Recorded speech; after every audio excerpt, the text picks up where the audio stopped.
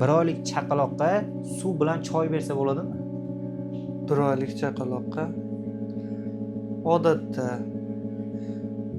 suv berish odatda 2-3 oydan keyin boshlasa bo'ladi, lekin choy mumkin emas.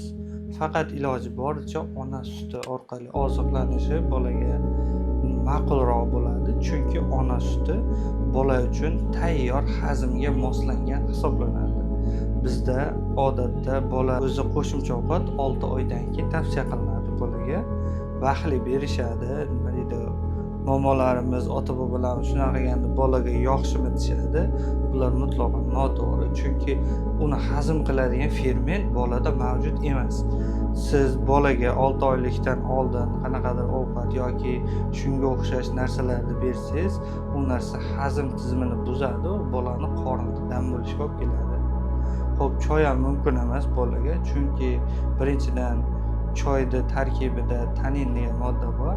Bu modda bolada gemoglobin hosil bo'lishini, ya'ni boladagi temirni parchalab tashlaydi. Shuni hisobiga bolada anemiya keltirib chiqarishi mumkin. 6 oygacha sut ichsa ma'qul. Faqat iloji boricha sut, mayli qaynagan suv bersa bo'ladi 2 oylikdan keyin.